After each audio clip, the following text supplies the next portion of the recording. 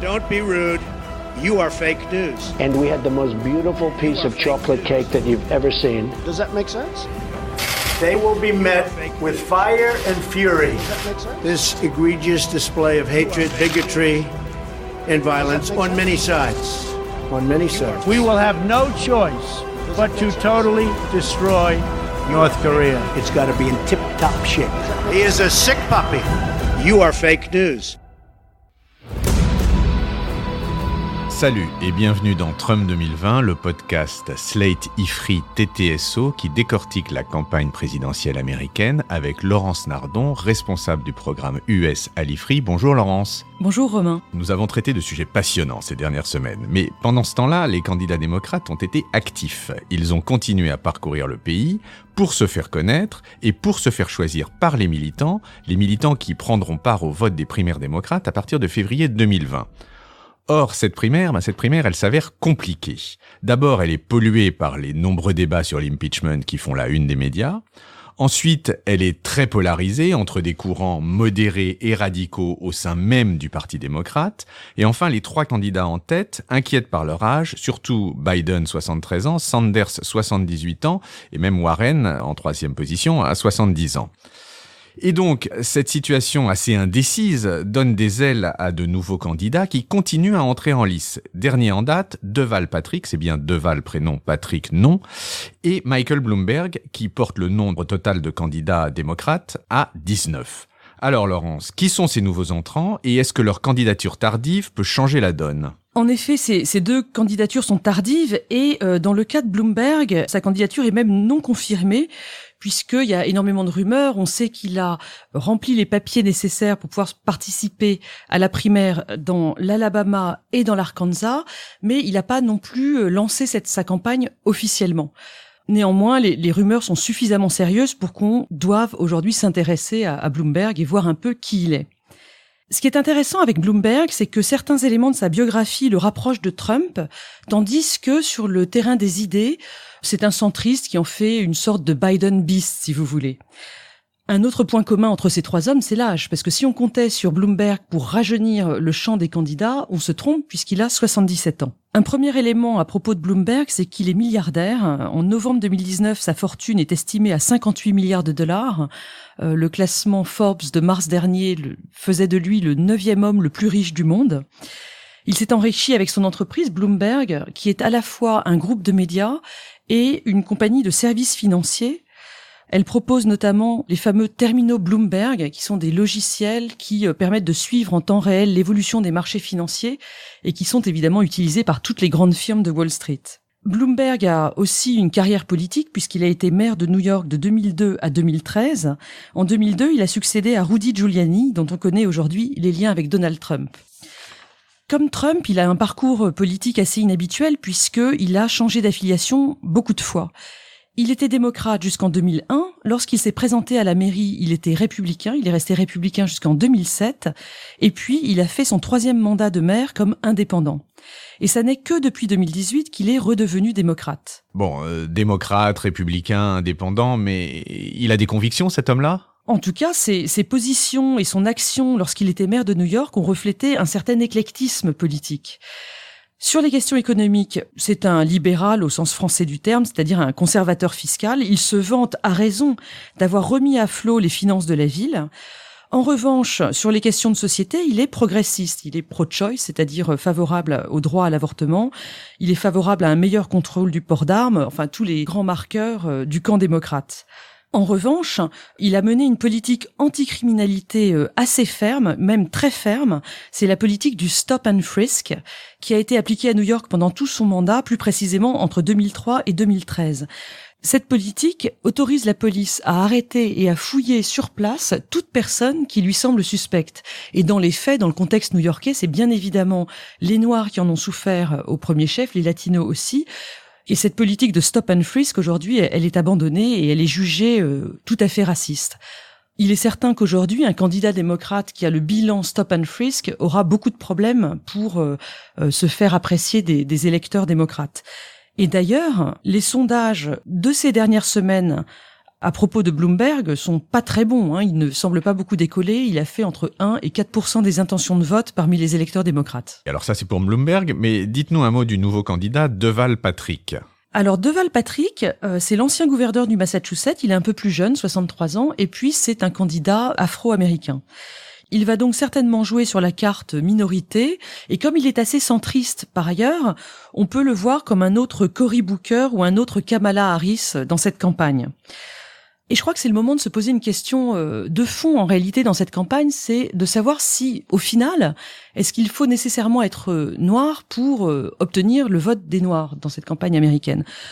Aujourd'hui, c'est le old white male, le vieil homme blanc Joe Biden, qui reçoit le plus d'intentions de vote de la part des Afro-Américains. Regardez aussi Bill Clinton, qui, d'après Toni Morrison, la prix Nobel de littérature 93, était le premier président noir, puisqu'il venait d'un foyer pauvre de l'Arkansas, élevé par une mère seule, et tout ce genre de marqueurs de la communauté noire américaine. Obama, à l'inverse, avait eu beaucoup de mal à se faire accepter par la communauté noire aux États-Unis, puisqu'il était de père kényan, et donc il n'était pas un vrai Afro-Américain descendant d'esclaves comme beaucoup d'autres citoyens américains. Donc la candidature de Deval Patrick me semble pas forcément très bien partie. Donc voilà pour les nouveaux entrants, mais revenons aux nombreux candidats en lice. Pourquoi est-ce qu'ils ne semblent pas faire l'affaire ? Eh bien, prenons le top 3, Warren, Sanders et Biden. Elizabeth Warren et Bernie Sanders inquiètent parce qu'ils sont trop radicaux, principalement sur les questions économiques. Or, les démocrates du Midwest ne sont pas aussi à gauche sur ces questions-là. Il y a eu un sondage qui est sorti la semaine dernière et qui montre, par exemple, que dans l'Iowa, seuls 36% des électeurs démocrates sont favorables à Medicare for All, qui est cet immense et très ambitieux projet de réforme de l'assurance santé porté par Sanders et par Warren. Et donc, je crois qu'il ne faut pas confondre la très forte mobilisation des électeurs démocrates pour 2020 avec la radicalité des idées politiques. Quant à Biden, il inquiète parce qu'il semble trop âgé.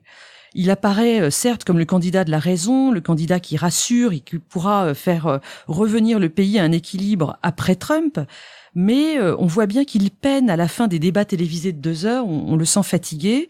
Et d'ailleurs, le surnom que Trump lui a trouvé semble taper une fois de plus dans le mille. Trump l'appelle Sleepy Joe, c'est-à-dire Joe l'endormi. Il faut d'ailleurs se demander pourquoi les autres modérés de la campagne n'ont pas réussi à s'imposer à la place de Biden. Je pense à Kamala Harris, à Amy Klobuchar ou peut-être à Pete Buttigieg. Et au final, je crois que le gros problème dans cette primaire démocrate, c'est qu'elle manque d'une personnalité qui serait suffisamment charismatique pour pouvoir transcender les courants. D'accord. Si on regarde les sondages, ça dit quoi en ce moment ? Alors, les sondages sont encore très volatiles. Il y a beaucoup de changements d'un mois sur l'autre. Et puis, ils sont quand même compliqués à utiliser dans le système américain. Bon, déjà, il faut dire qu'il y a 2 sortes de sondages. Les premiers, ce sont les sondages qui opposent l'un des candidats démocrates à Donald Trump. Et là-dessus, au niveau national, Biden fait les meilleurs scores. Mais ces sondages doivent être considérés avec prudence parce que, rappelez-vous, il y a cette distorsion qui est liée au mode de scrutin majoritaire qu'on appelle winner takes all et qui fonctionne dans 48 États sur 50. Rappelez-vous, en 2016, les sondages avaient eu raison. Ils avaient mis Hillary Clinton en premier. Mais c'est bien Trump qui a gagné à cause de la répartition des voix dans les 50 États. Et du coup, il faut s'intéresser à ces sondages lorsqu'ils sont menés dans les États flottants, les swing states, ceux qui peuvent décider de l'élection puisque on ne sait pas déjà s'ils vont voter plutôt démocrate ou plutôt républicain. Il y en a une petite dizaine, l'Ohio, où Trump a gagné avec une marge de 8 points en 2016, mais aussi le Michigan, la Pennsylvanie, le Wisconsin, la Floride, l'Arizona, la Caroline du Nord, je m'arrête là. De toute manière, tant qu'on ne connaît pas le candidat investi par le Parti démocrate, ces premiers sondages sont un peu compliqués à évaluer. Mais que sont et que disent ces autres sondages ? Les seconds sondages, ce sont ceux qui opposent les candidats démocrates entre eux, du type « Préférez-vous Biden, Sanders, Warren ou Buttigieg ?» Et là, il faut parler du front-loading.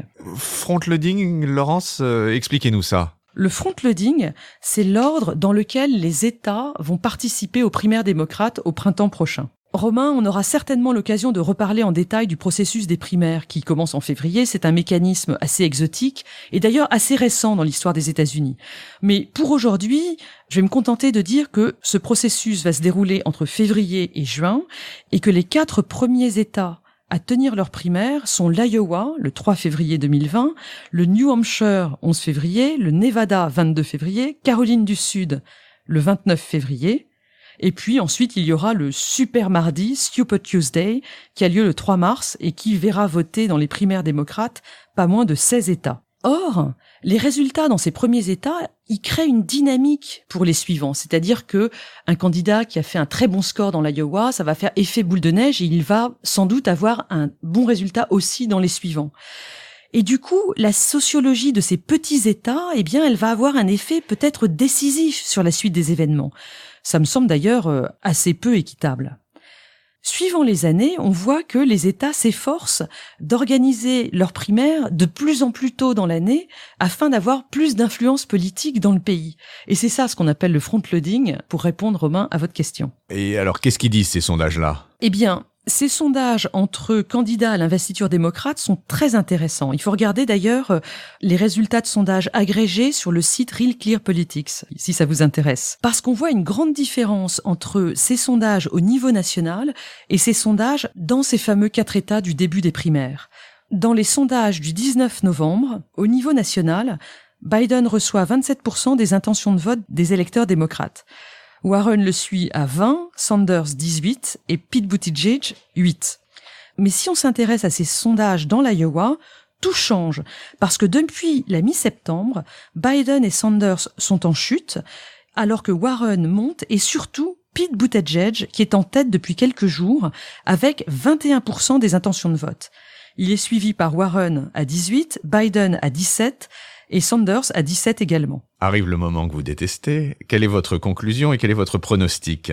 Pronostic, non, mais mon conseil à ce stade, ce serait plutôt que de regarder Bloomberg, de surveiller les sondages de Pete Buttigieg. Eh bien, nous suivrons votre conseil. Merci Laurence et à la semaine prochaine. Au revoir Romain.